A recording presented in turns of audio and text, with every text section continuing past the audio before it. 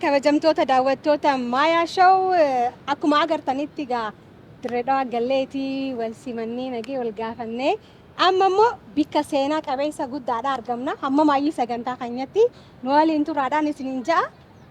Hayya bikki kun maali mee Dirreedawaaf? Bikki kun Dirreedawaadhaaf iddoo seenaa qabdu, iddoo afran qalloo keessaafuu tuutii afran qalloo qofa odoo hin tahiin biftuu ganamaa jaaniini. Hawwisuu biftuu ganamaati ture, sanii ala afran qallooti ture. Ati sadihi warri hawwisoo kana keessa manni ammaan tana nu duubatti argamu kun seenaa afran qallooti hojii wal qabate. Yaa'u seenaan afran qalloo kattiin gurmaa'ute bara sandura 1953 irraa eegaleeti. Manni kun ammoo bara 1960 irratti kan ijaarame. Gaafas iddoo kana Alfred Shaafii jaaniini kantiibaa bulchiinsa Dirreedawaati. Iddoo kana baazaaraa fi waan takka itti garsiisuuf gizee manni ijaaramu manneen hunda seenaaf gizee ijaaranii as keessatti aadaa Oromootii fi akkasumatti illee tuutaalee Oromoo hundaa wajji wal qabatee san hundaa'uu asitti ijaaruudhaan seenaan waan dagatamuu miti. Magaalaan tun artistoota wajji wal qabatee akka Usmaa'il, akka Ali Shabboo, akkasumatti illee Abubakarii, Abdi Buuhii jarri kun hundinuu warri cinaan lubbuun jiru ni jira, warri fuula Rabbittis garagalee ni jira.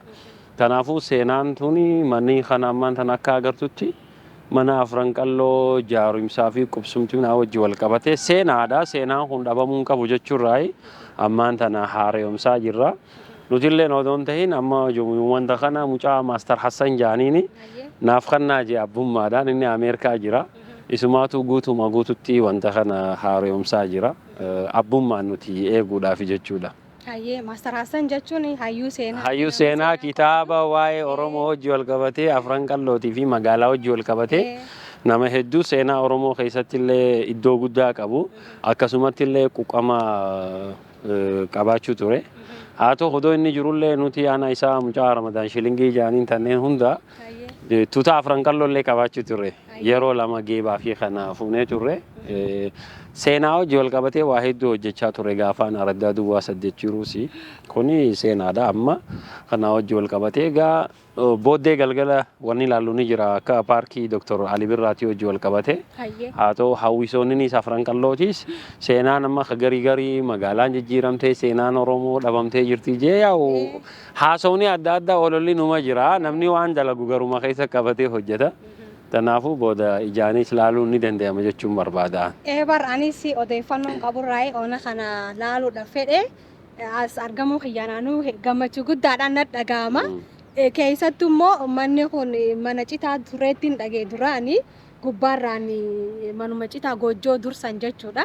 As keessatti daawwattoota keenya akkuma agartanitti bika kanatti gareen afran qalloodha. Baandiin afran qalloo qaanqee bilisummaa uummata Oromoo fi bu'uura aartii uummata keenya uummata biyya kana akkuma waliigalaattu namoota hayyoota weellistoota gurguddoo kan oomishe bika kana bika seenaa qabeessaadha.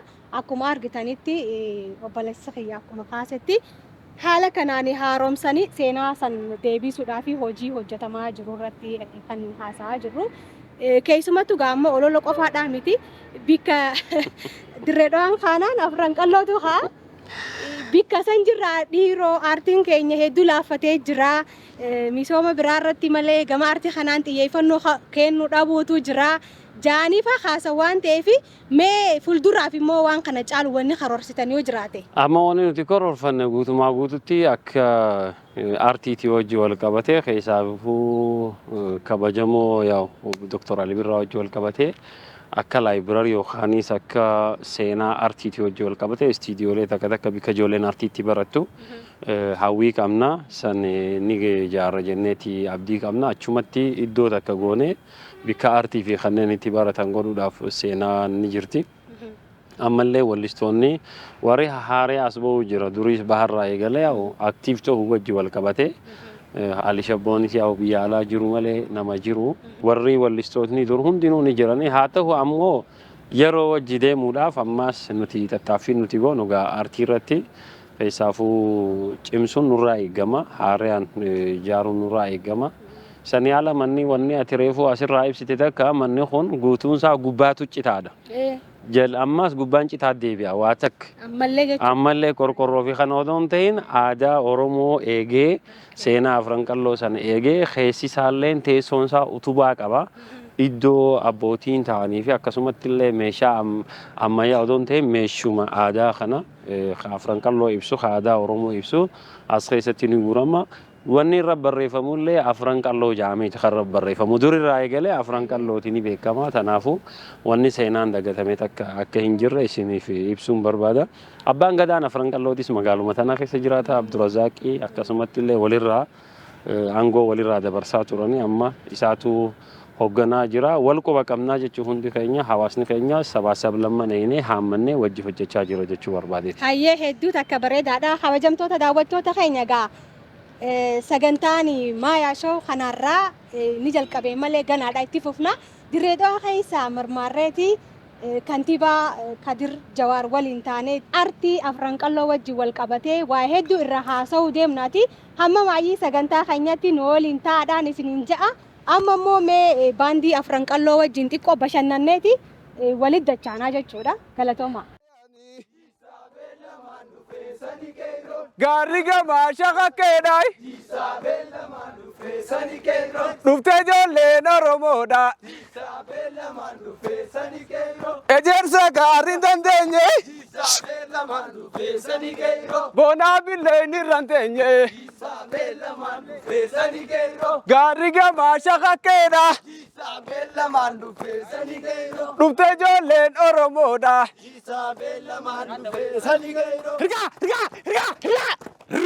Belaman du fezarin Belaman du fezarin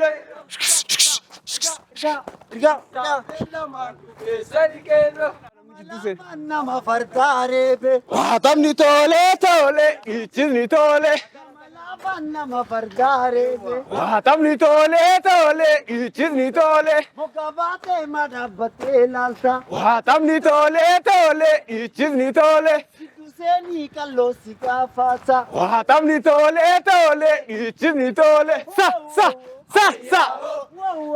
Ayawo Ayawo Ayawo Ayawo Ege jali bola tanambona Ege jali bola tanambona Ege jali bola tanambona Ege jali bola tanambona Ege jali bola tanambona Ege jali bola tanambona Ege jali bola tanambona Ege jali bola tanambona Ege jali bola tanambona Haybal Hayyee hedduu bareedaadha.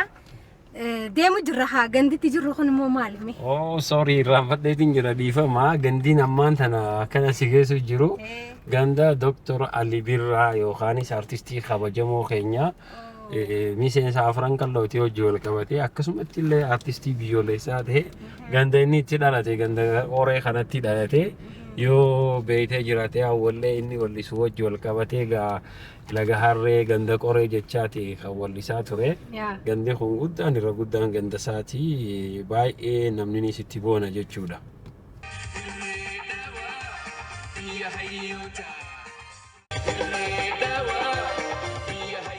Ganama akkuma jalqaba teessoo afran qalloo biyyatti ijaarame akkuma laalleetti maayii irratti asirratti goolamna jenne akkuma ibsine irratti kuni paartiin Ali Birraa baay'ee odoo jiruuti isaatu dhufee paarkii kana akka inni jirutti dhufee eebisnee jechuudha.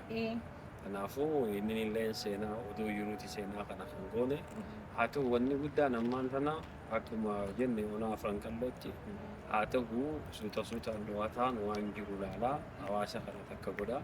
Durii Ali Birraanis Oromoo qofaaf miti kan sirbee sabaa sablammaan qabsaawaa ture mirga keessaafuu namummaatiif barumsa irrattis ispoortii irrattis bashannana irrattis waa hedduu irratti kana kan qabu.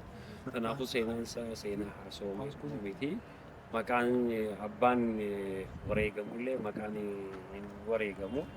Hayyee magaalaa Dirreedhaa akkuma seeneen gaa'e atis simattee hoggaanii fi naannoo kan akka laallu weellee isaa dhaggeeffattu walumaan dhagaa. Mee akkamii hariiroon naatii fi adeeroon naannoo wajjin qabdu maal addaa jira?